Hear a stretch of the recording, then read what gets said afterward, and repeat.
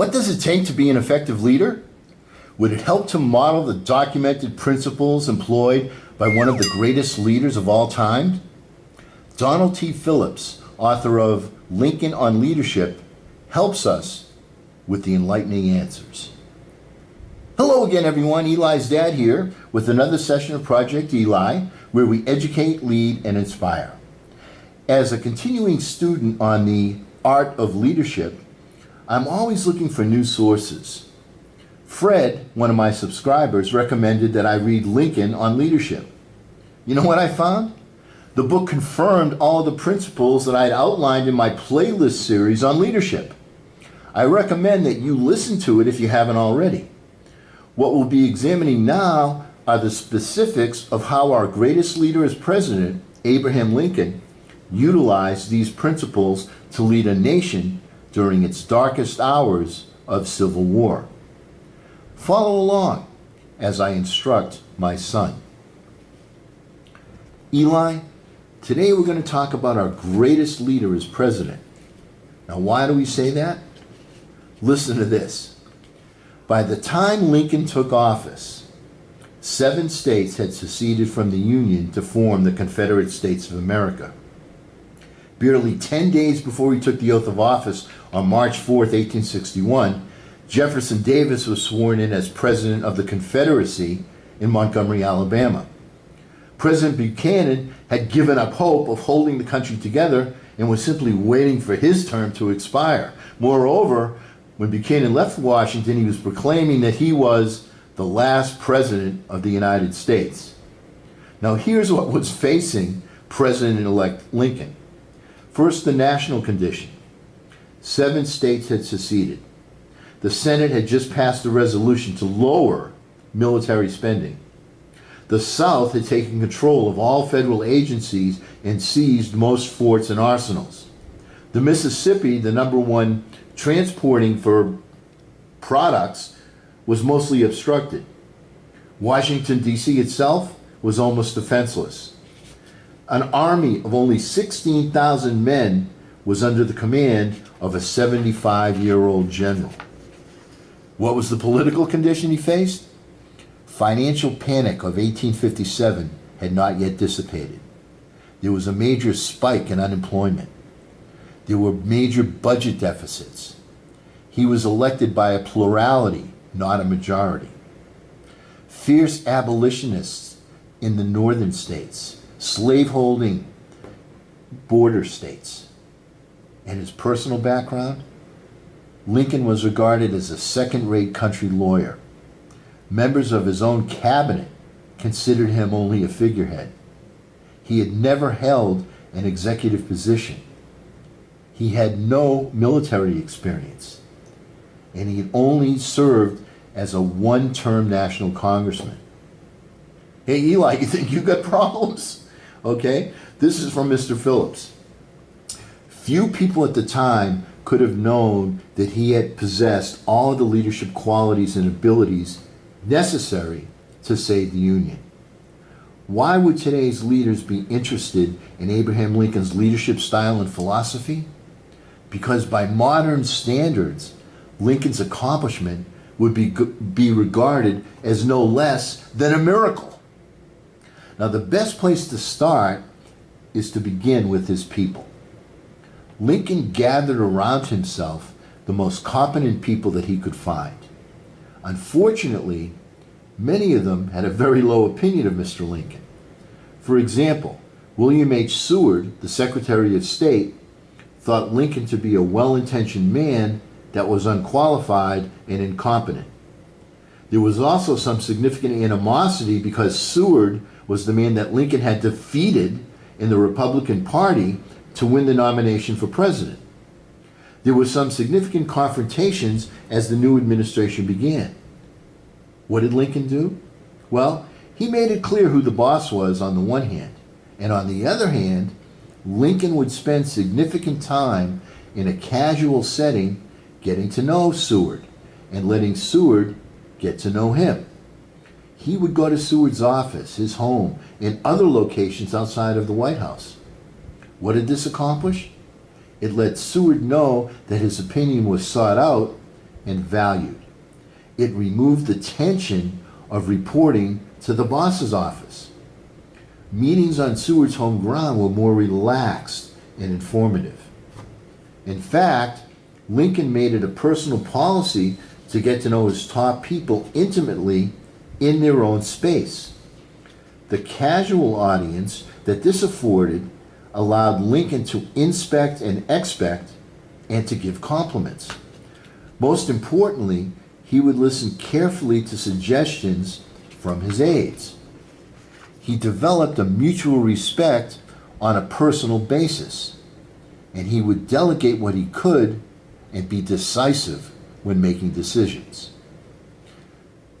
Phillips writes again, and I quote, "In a very short period of time, Seward had turned from an attitude of skepticism and mistrust toward Lincoln to one of loyalty and admiration." Unquote. Here's another quote from Seward himself. "Executive force and vigor are rare qualities," Seward wrote to his wife in 1861. "The president is the best of us." Lincoln's first move as chief executive was to put his structure in place and inspect the leader in each box of the structure and win their confidence and loyalty. Now, this is not to say that Lincoln didn't have to make some adjustments. Here's some evidence from Mr. Phillips's book. On October 24th, 1861, Lincoln relieved General John C. Fremont from command of the Department of the West. Fremont had issued a proclamation, which was promptly revoked by Lincoln, by the way, declaring martial law and ordering slaves freed in his jurisdiction. Fremont had surrounded himself with unethical advisors and was completely out of touch with those he commanded in the situation at hand. Now, in a letter to General Hunter, who was Fremont's replacement, Lincoln wrote, "He, General Fremont, is losing the confidence of men near him whose support any man in his position must have to be successful. His cardinal mistake is that he isolates himself and allows nobody to see him, and by which he does not know what's going on in the very matter that he's dealing with." Unquote. This very subject, communication with the troops, is the next leadership principle of Lincoln's that we will examine. Did you know, Eli, that Lincoln spent fewer hours in the White House than any other president? Why? Because he was always out and about visiting the troops in the field, going to the hospitals and visiting injured people. And he made it a point to visit with every state militia that passed through Washington personally. He would rally the troops. He'd spend personal time with them and continuously remind them of the noble cause that they were fighting for, preservation of the Union. Realizing that in a war, it can be critical to receive information quickly, Lincoln was often looking over the shoulder of telegraph operators so that he could make decisions quickly and without delay. His responses were relayed to the battlefield. Mr. Phillips tells us that there is no question that Lincoln's style was effective and that he won battles and saved countless lives by acting quickly and decisively. Now, as we alluded to earlier, there is significant value obtained by seeing people outside of the leader's office, the White House in this case. People tend to be more relaxed, direct, and truthful in their own comfortable venue versus the Oval Office. Lincoln sought to receive information unbiased by filters or prejudices directly from the front lines. Once it was processed, it could then be delivered to those in need quickly and in their own language. So, Eli, our two main principles today is that it's critical for a leader to know the key people around him on a more than casual basis. It enables the leader to understand the direction and posture that is assumed by his leadership corps, and it facilitates bonding in the form of an honest exchange of information and two-way loyalty and trust. Leaders frequently forget that to earn trust, you must also give trust. If you don't, your people will work less diligently toward achieving the common goal. Trust begets trust on a very personal level. Second, the importance of getting into the field and observing firsthand what is going on is critical. It allows the leader to make use of all of his senses in assessments and strategies. It's also critical because it enables the leader to complement and motivate the troops as well as reinforce the objective that's being sought. In so doing, the leader reinforces everyone's contribution to the whole and makes even the most tedious labor a valuable contributory piece to the team achieving its goals. This motivational endeavor helps to create momentum, the elixir of achievement. Now, Tom Peters and Nancy Austin, authors of A Passion for Excellence, calls this principle of roving leadership, of being in touch, quote, the technology of the obvious, unquote. They write, it is being in touch with customers, your suppliers, your people.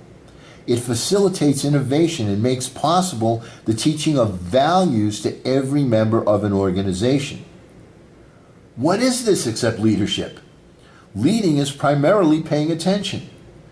The masters of the use of attention are also the masters of the use of symbols and drama. They are also master storytellers and myth builders, unquote. Eli, that describes Mr. Lincoln exactly, a legendary storyteller and teacher. And in today's times, many leaders would opine that they could not afford to spend as much time with the troops as Lincoln did. But then again, they're not trying to win a war. Or are they? On our next venture, we will discuss how persuasion and leadership are most emphatically linked. As Honest Abe would say today if he were still with us, don't forget to make a comment. I thrive on feedback. Also, tell your Confederates as well so that they may join our union. Our thought for the day is from President Lincoln. Do I not destroy my enemies when I make them my friends? And because we never end a meeting on a philosophical note, get out there and charge. I'm Eli's dad.